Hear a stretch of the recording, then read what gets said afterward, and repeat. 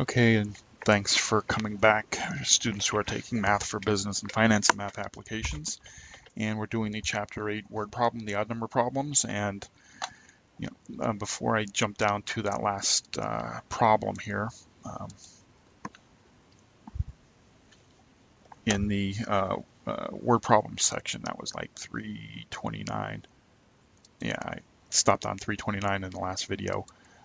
Notice that these problems are becoming more and more difficult. Okay, so I'm having to take a little bit of extra time to think about these, what's going on with each individual problem, because it's not as simple as doing basic percents. Okay, yeah, I'm taking percentages of the cost and the markup,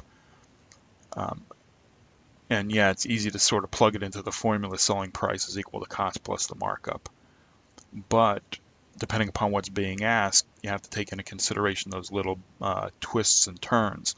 So you're not, students who feel like they're struggling with these concepts, realize that, I mean, yeah, I've been doing this a long time, and I still have to think about what's going on. Okay, it's not cookie cutter. Let me just plug in the numbers. Yeah, sure. There's a pattern that that you follow, and you have to think through that pattern, and you think through the formulas and you work through the formulas, but by no means does it become cookie cutter where I could just replace numbers. Okay, so as you see me working through these problems, remember I'm doing these as if I'm a student, right? I'm not doing these copying out of a book.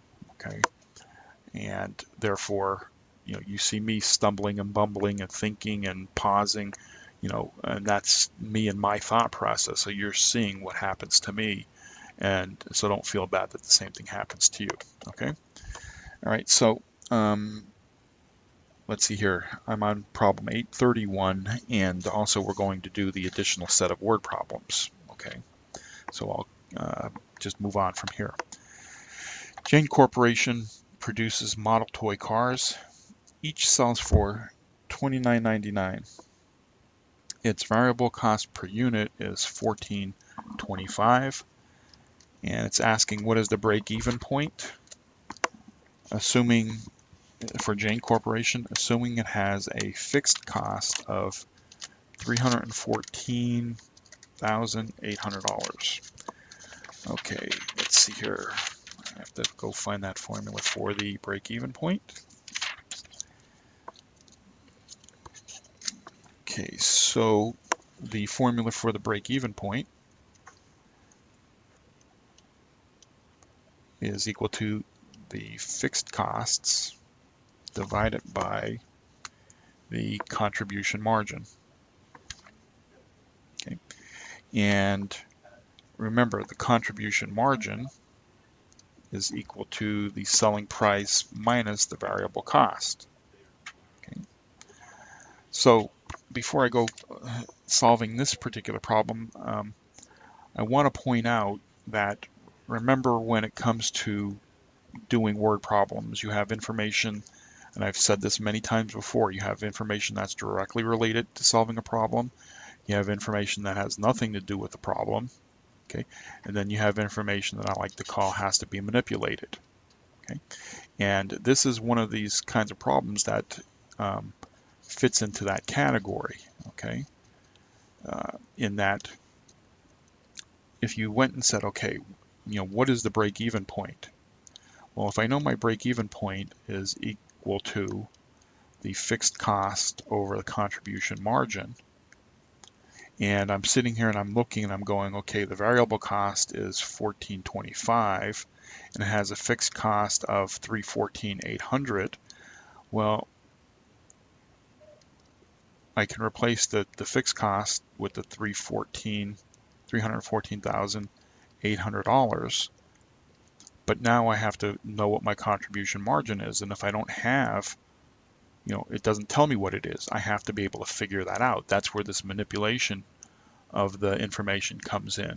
Okay, it tells me what the selling price is, and it tells me what the variable cost is. But if I don't know the formula for the contribution margin, which is the selling price minus the variable cost, okay, then I can't solve this problem.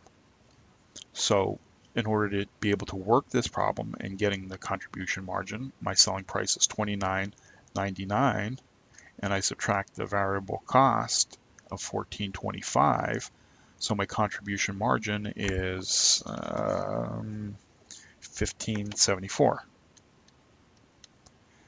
Now I can plug the $15.74 into that formula, okay? And I divide the 314,800 by the 1574, and I end up with, let's see here, 314,800 divided by 1574.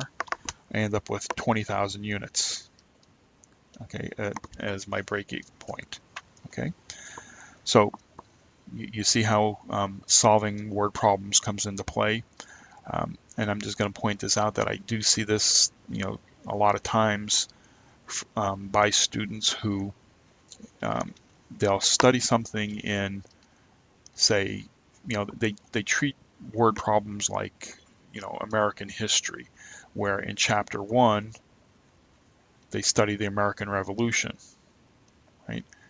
And then when they go to chapter 2, that's the War of 1812. And then chapter 3, they have the Civil War, okay? And when they're in chapter 1, they study the American Revolution and they do real fine. And when they move over to the War of 1812, they forget about the American Revolution. And then when they're studying the War of 1812, they do real well, but since they've forgotten the American Revolution, they think they don't need it again. When they come over to the Civil War, as long as they're studying the Civil War, they don't need to think about the War of 1812 or the American Revolution. They just forget it. And part of the problem with that is what happens if a question comes along that says something like, how does the economics of the American Revolution affect the Civil War? Which it does, okay, which it did. And now all of a sudden they're dead in the water because they forgot about the American Revolution. Okay, well, this is, that's an analogy for the same thing here. When you have to manipulate data, you can't just remember one thing. Everything has to be, carried forward. You can't forget the past because it may be applicable to this moment in time. And in this particular problem, you look in here and it does not have the words contribution margin in it. But you need the contribution margin in order to solve the problem. So yes, you do need to know everything, and you can't just look on one page and see one formula. I mean, you could have jumped to, the end of the chapter there where they have the interactive chapter organizer, and you would have seen, the contribution margin and said, oh, okay, here I go. No, you have to, concepts are interrelated with other concepts. Okay, so enough of beating that dead horse. All right, let's move on to 8-33. And I'm just pointing it out. It's something that, that idea lent itself relatively clearly, and I just thought I'd reiterate it so that you would have, you can see why, and that helps you down the road. If you're just remembering something for the moment, just trying to get past this chapter or this particular thing, you're shooting yourself in the foot later on down the road, okay? Because if you tried to do that problem and you weren't using the 1574, if you were trying to use it with 29.99 or the 14.25 as your contribution margin, obviously you're going to get it wrong. And that's all because you didn't know what contribution margin is, okay? 833.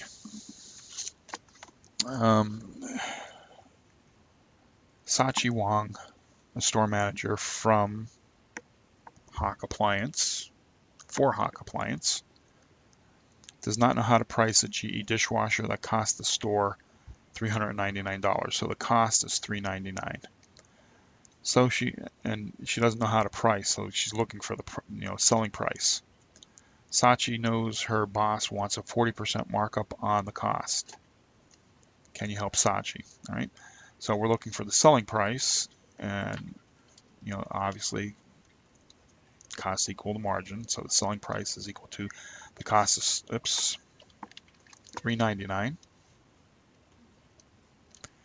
and it's 40% markup on the cost, which is $3.99.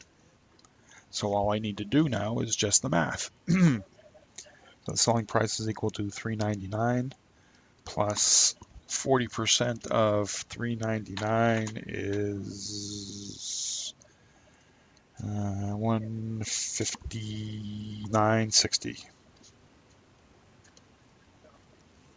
So the selling price is $3.99 plus $159.60, or $558.60.